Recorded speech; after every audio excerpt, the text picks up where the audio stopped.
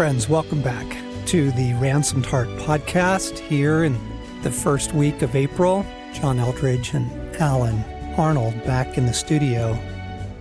And I think we've got a treasure for you this week. I think we have a lost treasure for you.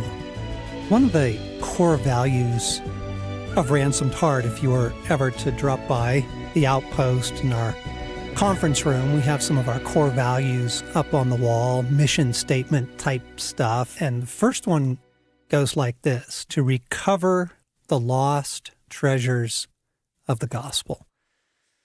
Because there are so many beautiful things, life-changing gifts from God that have gotten lost, buried over the years. And we love the passage from Matthew 13. The kingdom of heaven is like treasure hidden in a field. When a man found it, he hid it again, and then in his joy went and sold all he had and bought that field. We feel like the guys who found treasure in the field. You know, beautiful things that have changed and are changing our lives, and we love to bring to you. So if you hang around us very long, you know, you'll hear us talk about the beauty of learning to hear the voice of God for yourself. And what a life-changing thing that is. Right. Absolutely life-changing that God speaks, that he still speaks today, that he speaks to his sons and daughters, and that learning to recognize how he's speaking to you, deepening your ability, growing in it, right? Right. Has changed your life. Changed my life big time. When Walking with God came out, it was the first time I really understood what is the difference between prayer to God and conversational intimacy with God, and the ability and the understanding and just the joy of being able to have conversation, to talk to Right. God and hear him speak back. Yeah, John, that changed my whole life. And if you sit in on a staff meeting or a planning meeting here, a lot of it is actually listening prayer. Yes. We just listen. Jesus, you want us to go to this country? Yep. When do you want us to go? October? Okay, we're going in October. The ability to cultivate and practice hearing the voice of God would be an example of one of those lost, buried treasures that we're trying to bring back to people and say, this is wonderful. It's incredible. Let this be a part of your life. Practice it. Another one would be that the heart is central. And oh, how this was lost. You know, too many Christians, at least, people brought up in a church background were told that the heart is bad. You've got to, repress the heart, kill the heart, ignore the heart, and focused on the externals. Focus on duty, behavior, obedience, service, justice, good things. But to neglect the heart, oh my gosh. Well, and I was meeting with a friend who's a pastor, not my pastor, but a friend who's a pastor just recently. And John, to show what a lost treasure this is, I asked this pastor of a large church, how's your heart doing in the course of coffee? And he said, oh, hey, I went to the cardiologist just last week and my heart's doing great. And he tells me his heart rate and, how he's just taking care of his cardiovascular system. And it's like, oh my gosh, that's not what I'm asking you, and he's a pastor and yet a good man, but that's been lost. Yeah. Yep. And when you neglect the life of the heart, it actually explains all of those famous and tragic ministry scandals. You neglect the life of the heart for 30 years and you try and live from performance and be amazing and come through, and something's going to implode. Right. It's going to be, an affair, an addiction, anxiety disorder. Something's going to present itself because you have neglected your inner life. And so what a treasure it is to recover the value of the heart and how much your heart matters to God, how he wants to heal your heart.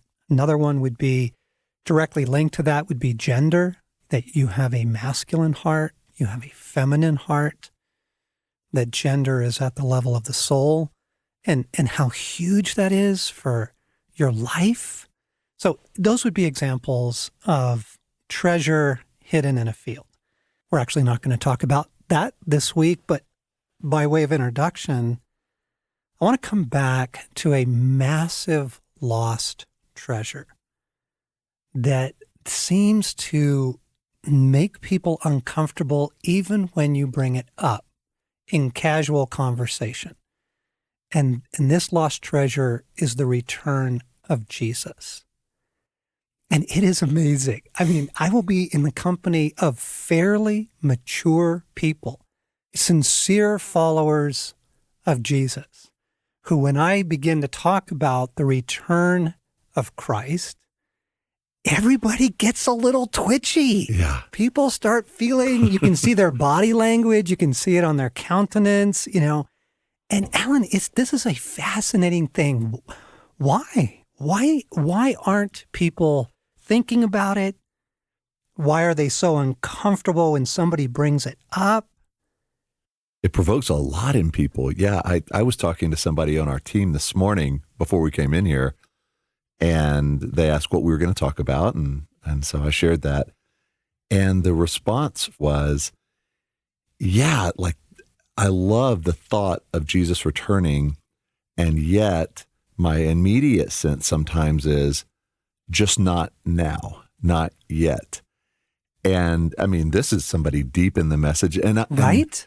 And I think most of us can relate. Absolutely, I want Jesus to return soon, someday, but maybe not before I finish this project or before my grandchild is born. Or yeah, I want to get married. Right. We want to have children. There's so much of our life we want to live. And so his return almost feels like, in a warped way, it's stealing something right? we want, which is totally not right, but that's the sense of, let me have this life first, then. Isn't that amazing? Or it feels so remote, so pie in the sky, so distant, that it doesn't have any bearing on my life right now. It's like, I need God's help now in this, right? With my kids or my job or my health or my income or the crisis that's going on. And so you bring it up and either people feel interrupted by it, like, no, not yet. Right. Or it feels so vague and so out there, right? I want to read something from Blaise Pascal. I adore him and his little uncollected or unfinished work called the Pensées. It's just a series of thoughts of his that he was eventually going to put into a book. And after his untimely death, it was, gathered together by various editors. And so you can find it in print still. Here's what he says. He says, nothing is so important to a person as their own state. Nothing is so formidable as eternity. And thus it is not natural that there should be people indifferent to the loss of their existence and to the perils of everlasting suffering. They're quite different with regard to all other things. They are afraid of mere trifles. They foresee them. They feel them. And this same man, who spends so many days and nights in rage or despair for the loss of a job or for some imaginary insult, is the very person who knows without anxiety and without emotion that he will lose it all by death. It is a monstrous thing to see in the same heart and at the same time this sensibility to trifles and this strange insensibility to the greatest objects. It is an incomprehensible enchantment, a supernatural slumber, which indicates as its cause an all-powerful force. Wow. There is a kind of supernatural enchantment over the world. And if you listened to our podcast on the world last year, I would call it something like worldliness. It's a spell that the enemy has cast over the world and cast over believers that has caused us to ignore this treasure the return of Jesus, to get squeamish when somebody brings it up, to feel interrupted by it, no, not yet, or to feel like, oh, come on, that's so far out there. That's not practical. It's not real to my life now. Yes. And let me put a couple tests in front of you, Alan, and in front of our listeners. See, let's just unpack this a little bit. So here's the first test. God promises restoration. Now, people love that. And when I do, interviews on other radio shows and podcasts, they want to talk about restoration. They want to talk about my book, All Things New, because I love the idea that God is making all things new. But as soon as I talk about restoration as something located down the road, how do you feel about that? Disappointed. I want it now, or I want at least the option of some of it now. And to think, when I hear what we don't get now, but we do get in the kingdom, it sounds good, but it doesn't sound relevant to today. And today seems to be all we can count on. I mean, I'm embarrassed to say, but if it doesn't help me through this week or through this month or through the year, it just loses its relevancy to me and what I can count on. So I just set it aside on a shelf. Yes. I don't think I'm alone in that. Well, just test your heart, listener. God promises restoration. That's so hopeful. That's so wonderful. What? I need restoration. And that restoration is coming to you down the road. Could be any moment, but it's in your future at some point. Right. And doesn't some part of you go, oh, which is a kind of madness. It's like, what? Wow, are we trapped in the present or what? And there's some beautiful worship songs that have come out in the last decade that incorporate that phrase. He makes all things new, but they're talking about now. And actually that phrase is from Revelation 21:5, the new heaven and the new earth, and he who is seated on the throne at the return of Christ says, behold, I am making all things new. Yes. That the promise of restoration in the scripture is so breathtaking. It is so exquisitely beautiful that your life and your story has a beautiful restoration, that this earth that you love will be restored and not taken from you, that everything that you have lost in this life is actually restored to you and then some. The descriptions of restoration, right? That, the desert will blossom and the wilderness will rejoice and springs will flow in the barren lands. It is exquisitely beautiful. And most of those promises of restoration are at the return of Christ. And that's why this is a big deal. That's why this is so critical. John, you said before that most people would choose the trip to Hawaii now over the future promise of relief or restoration one day. Yeah. Oh, no question. Yeah. And if somebody gave me a plane ticket right now to Hawaii, my hope would probably momentarily at least be more in what that would bring than a promise of the return of Jesus. Yeah. Exactly. So here's the second test. You just ask people, what are you hoping for? What are you looking forward to? What are you looking forward to these days, Alan? I'm looking forward to summer. Yep, vacation, me too. The weather, the sun. I'm looking forward to my oldest son graduates high school. I'm looking forward to celebrating that milestone with him. Yeah. Looking forward to some things in the fall that we have with ministry here at Ransomed Heart, with family. It doesn't get much further than 6 months. Right. Unfortunately. Right. I mean, friends, be honest. Just check your heart. What are you looking forward to these days? Is the return of Jesus even on the list?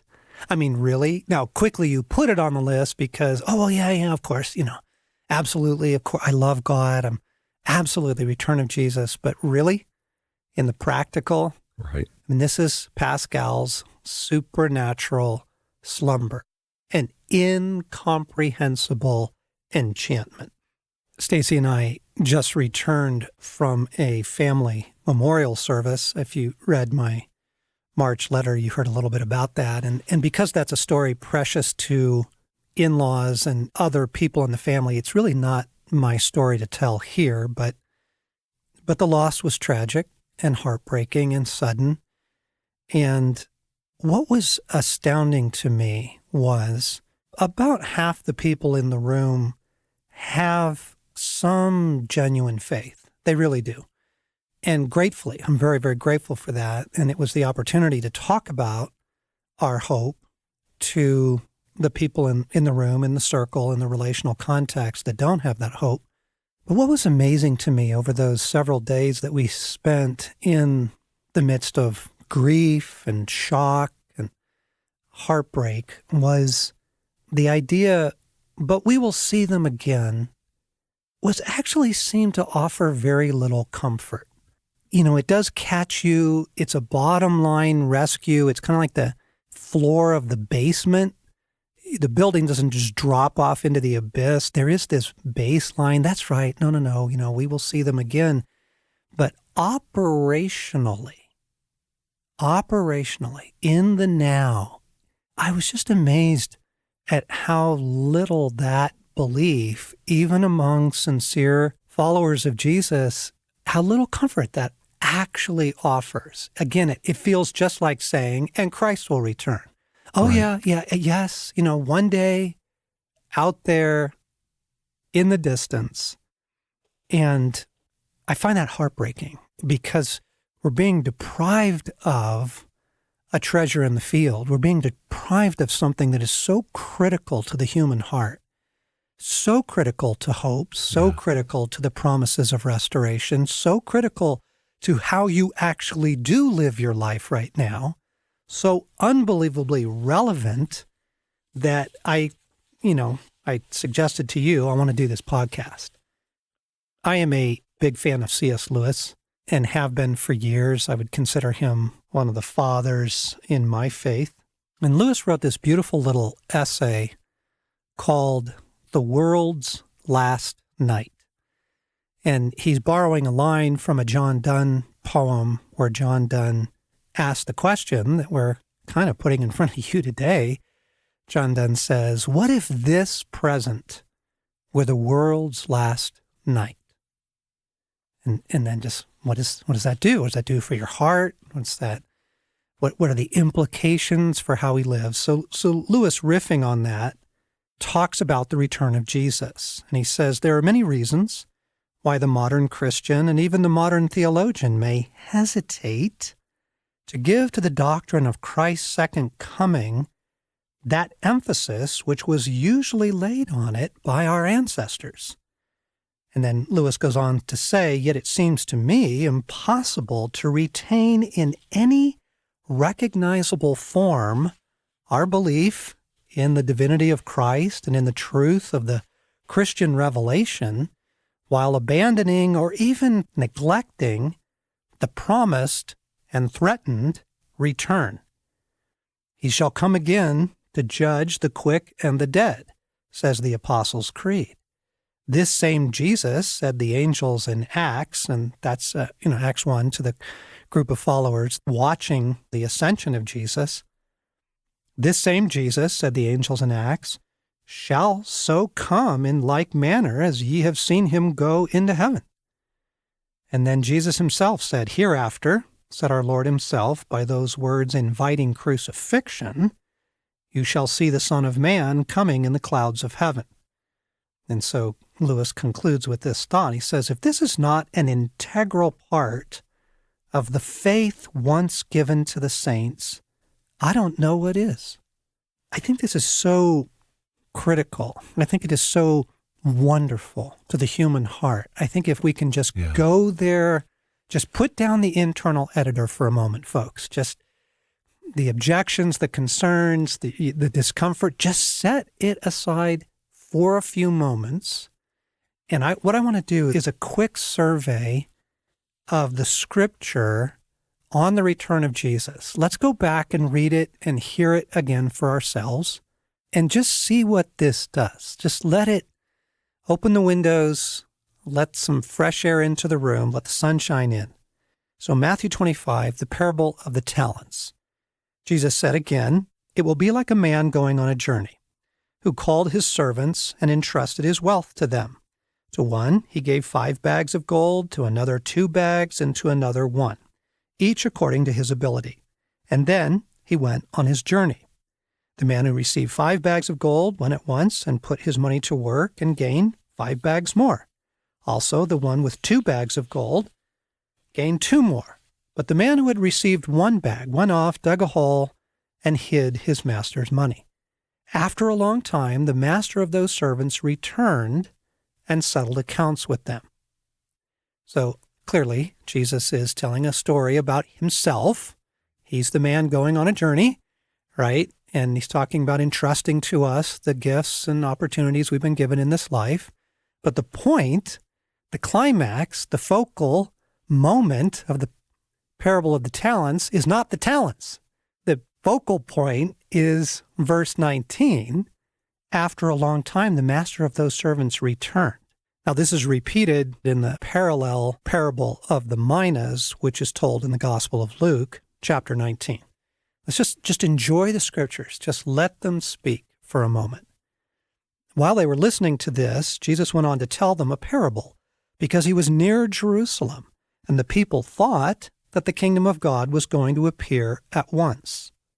He said to them, "A man of noble birth went to a distant country to have himself appointed king, and then to return. So he called 10 of his servants and gave them 10 minas.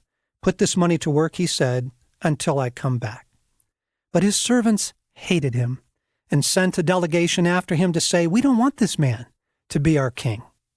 He was made king, however, and returned home. And then he sent for the servants to whom he had given the money in order to find out what they had done with it." So clearly, the ascension of Christ, he journeys to the Father, he's crowned king, all authority in heaven and on earth is given to him. But again, the focal point is he returned. Matthew 24, Jesus is speaking about the signs of the end of the age, and then he turns the conversation in this direction. He says, "But about that day or hour, no one knows, not even the angels, nor the Son, but only the Father. As it was in the days of Noah, so it will be at the coming of the Son of Man. For in the days before the flood, people were eating and drinking, marrying and giving in marriage, up to the day Noah entered the ark. And they knew nothing about what would happen until the flood came and took them all away. That is how it will be at the coming of the Son of Man. Therefore, keep watch, because you do not know on what day your Lord will come. But understand this, if the owner of the house had known at what time of night the thief was coming, he would have kept watch and would not have let his house be broken into. So you also must be ready, because the Son of Man will come in an hour when you don't expect him." He goes on to ask, "Who then is the faithful and wise servant, whom the master has put in charge of the servants in his household to give them their food at the proper time? It would be good for that servant whose master finds him doing so when he returns." So again, Christ is driving, the focal point is his return. And then you have the parable of the 10 virgins. At that time, the kingdom of heaven will be like 10 virgins who took their lamps and went out to meet the bridegroom. 5 of them were foolish, and 5 were wise. The foolish ones took their lamps, but did not take any oil with them. The wise ones, however, took oil in jars along with their lamps. The bridegroom was a long time in coming, and they all became drowsy and fell asleep. At midnight the cry rang out, "Here's the bridegroom! Come out to meet him!" And then all the virgins woke up and trimmed their lamps. The foolish ones said to the wise, "Give us some of your oil. Our lamps are going out." "No," they replied, "there may not be enough for both of us and you. Instead, go to those who sell oil and buy some." But while they were on their way to buy the oil, the bridegroom arrived. The virgins who were ready went in with him to the wedding banquet, and the door was shut. Later, the others came. "Lord, Lord," they said, "open the door." But he replied, truly, I tell you, I don't know you.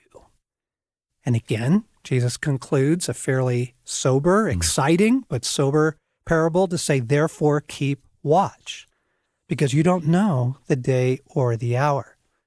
I'm just letting the words of Jesus speak to us about what was his perspective on his return, how critical, how central to the entire story, and this constant urging to look for it, to have it in the center of your expectations. So back earlier in the Gospel of Luke, Jesus has been giving that beautiful passage about, look, don't worry about your life, what you eat or drink. Don't worry about what you wear. Look at the lilies of the field. Look at the sparrows of the air. God cares for you. So this is right after that wonderful, comforting assurance about your life now. Jesus says, be dressed, ready for service, and keep your lamps burning, like servants waiting for their master to return from a wedding banquet, so that when he comes and knocks, they can immediately open the door for him. It would be good for those servants whose master finds them watching when he returns. Truly, I tell you, he will dress himself to serve, and will have them recline at the table, and will come and wait on them. It would be good for those servants whose master finds them ready, even if he comes in the middle of the night or toward daybreak. But understand this, if the owner of the house had known at what hour the thief was coming, he would not have let his house be broken into. And so you must also be ready, because the Son of Man will come in an hour when you do not expect him. And so friends, when you hear these scriptures, when you look at the flow of the Old and then in climaxing into the New Testament, Jesus clearly wants us to interpret the story and interpret our personal story from the vantage point of his return. Philippians 3:20, we are eagerly waiting for him to return. 1 Corinthians 1, as you eagerly wait for our Lord Jesus Christ. 2 Peter 3, looking for and hastening the coming of the day of God. And in 1 Peter chapter 1, therefore with minds that are alert and fully sober, set your hope on the grace to be brought to you when Jesus Christ is revealed at his coming. This is so central and so critical. Friends, the moment you're waiting for, the event you staked your life on is the return of Jesus.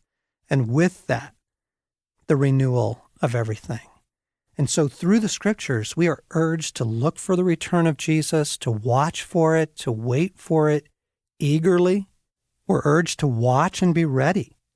Okay? And there's even a warning at the end of the New Testament. It's 2 Peter. He says, above all, you must understand that in the last days scoffers will come, scoffing and following their own evil desires. And they will say, where is this coming he promised? Ever since our ancestors died, everything goes on as it has since the beginning of creation. The temptation to be the ones who go, it's still a long ways off. Who knows? It could be another 1,000 years. It's been so long already. But we are urged to, chastened to, warned to, dare I say, even threatened of being left out. I mean, really, it's that sober in those parables. 5 of the 10 are banging on the door. Jesus wanted this to be central to our hopes and our expectations. It is a lost treasure. So coming back to Lewis, coming back to the essay, the doctrine of the second coming, then, is not to be rejected because it conflicts with our favorite modern mythologies. Actually, it is for that very reason to be more valued and made more frequently the subject of meditation. It is the medicine our condition especially needs. Okay? So good. Because it saves your heart from pinning everything on this life and being utterly devastated or chronically disappointed when it doesn't come through. The enemy is so filled with hatred in these days, and one of the things he is trying to do is he's trying to sow a kind of poison into the hearts of the lovers of God through disappointment and through, Yes. wait, I thought it was restoration. I thought he makes all things new. And he gets into our hurts and heartaches and tragedies and losses, and he poisons our hope, but he poisons our hearts towards God of, come on, God, where are you? Yes. When right out here, just in front of us, is all of that glistening promise of restoration, and it's centered in the return of Jesus. And I just want to point out one thing in closing. Over and over again, one of the characteristics of the return of Christ, one of the central characteristics of the return of Jesus, is the element of surprise. Again and again and again, 6 ways this way, 7 ways that way, he's trying everything he can to say, you're going to be surprised by it. It's going to happen at the moment no one is expecting, which makes me really excited because that means right now, because nobody's expecting it, right? No one's looking forward to it. And I'm like, far out. We must be really close. Everyone seems to have fallen asleep. Wow, that's right out of the parable, right? They're all drowsy. They're not looking for it. They're not listening for the trumpet. But oh, friends, this lost treasure will literally transform the life of your heart if you will let it in, if you will make this central to your hope and expectation. The return of Jesus, dear friends, is actually really, really close. And then all of the goodness that comes with it. Yeah, thank you, John. Just those passages stir my heart. It takes me out of the now, the urgency, the holding tight to today, into this mythic and epic vision of what is coming. And that's what resets my heart to what really matters, where my hope really should be. And man, that makes all the difference in the world. So thank you for taking me there as well as everybody else. All the difference in the world. Just let it be true for a few days. Just turn off the editor, turn off all the buts, turn off all that, pushback, and just let it be true for a few days and see what it does for your heart. You've been listening to the Ransomed Heart podcast. John Eldredge, Alan Arnold, on the return of Jesus. Not something to be embarrassed by, not something to kind of cringe when somebody brings it up, but actually the very centerpiece of your faith.